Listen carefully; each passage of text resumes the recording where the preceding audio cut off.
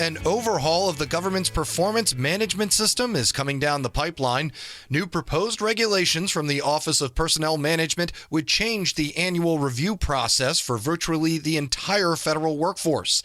That includes a plan to limit how many federal employees can be ranked as so-called high performers. Here with more, Federal News Network's Drew Friedman. Drew, welcome aboard. Nice to be with you, Eric. I know it is. All right, so part of OPM's proposal, it removes a ban on forced distributions of federal employees' assessments. What would that change look like in practice? And maybe give us a little insight into what those are exactly. So if we look into the history of the performance management system just briefly for the federal workforce, there has been a ban on this model of assessments since about the 1990s at least. And what a forced distribution does is essentially limit how many employees can be ranked in different categories from levels 1 to 5, 1 being unsatisfactory and 5 being essentially a top performer. With the current ban on that type of model, it means that supervisors can freely rate any of their employees how they see fit with no limitations on how many can be high performers, how many are considered underperforming. So with these new proposed regulations, though, from OPM, they are opening the doors to set this type of model by lifting the ban that has existed. So what this will mean is that a forced distribution model can take place now at agencies, and what they're going to do is limit how many employees can be ranked a 4 or 5 on the scale. There will be no limits on the lower end of the scale, so it's going to shift things pretty significantly here for federal employees. I can't imagine that this will be the only change that OPM will be implementing, since we heard there was going to be a top-down review of all OPM regulations. What else should federal employees expect to happen?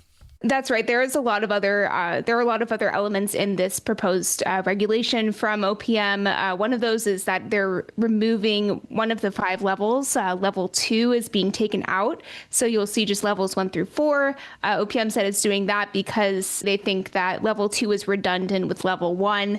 There's not really much of a difference, they say, between unsatisfactory and slightly less unsatisfactory for a federal employee. Some other changes they're trying to make is for federal employees who, if you are represented by a union, you'll no longer be able to contest the rating that you receive through grievance and arbitration proceedings.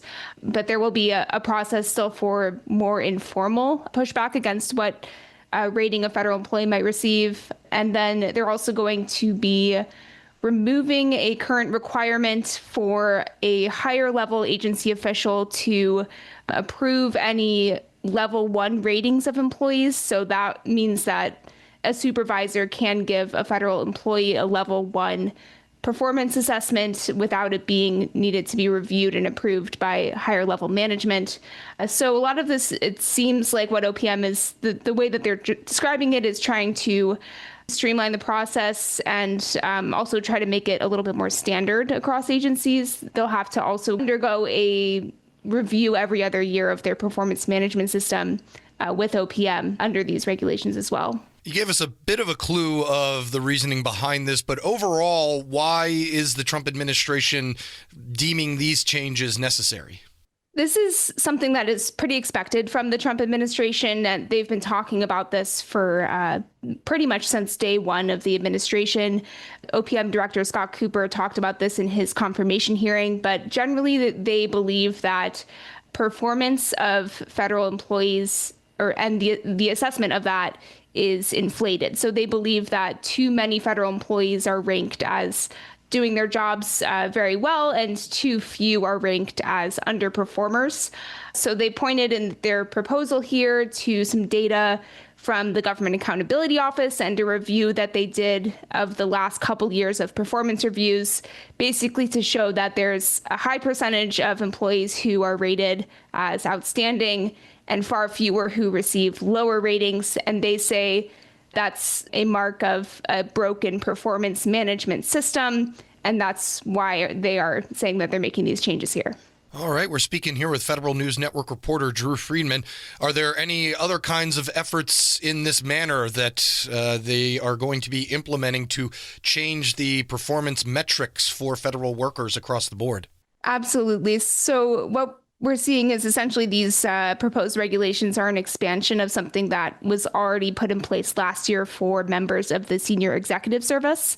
And this is career members specifically of the SES. And they did the same thing last year with a final rule to limit top performance ratings for career SES, create that forced distribution system that I mentioned earlier, and cap how many can be rated in at a level 4 or 5 on the performance scale. So these new proposed regulations kind of build on that and now are expanding it to everyone on the general schedule, everyone who's a prevailing rate employee, as well as senior level employees and scientific and professional. So pretty much everyone. The only exclusions here are political appointees. So Schedule C and Schedule G are not part of these changes. And OPM says that's because they believe there would be too much conflict there between the two. But yeah, essentially what they're changing here is pretty dramatic and something we haven't seen for at least 30 years on this scale of how significant the changes here are. So what comes next for these proposed regulations? Where are they at as far as being implemented?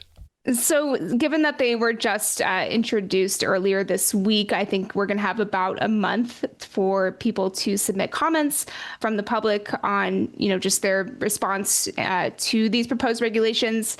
Again, this is something where we saw some earlier steps last year, and this is something that was pretty much expected from OPM to start rolling this out. So I'd imagine that you have a lot of organizations and other groups that are going to have their comments ready to kind of talk about their response to this. We've seen some critiques of OPM and the Trump administration's changes already, saying that this is kind of going to make things worse with performance management, but that maybe there are some other types of reforms that might be needed instead. So we'll be waiting for the details of that, and probably later this year we'll see a final rule. All right. Federal News Network's Drew Friedman, I'm sure you'll stop by again once we do have that final rule. Absolutely. Thank you, Eric. And you can find Drew's story along with more of her reporting on many topics at federalnewsnetwork.com.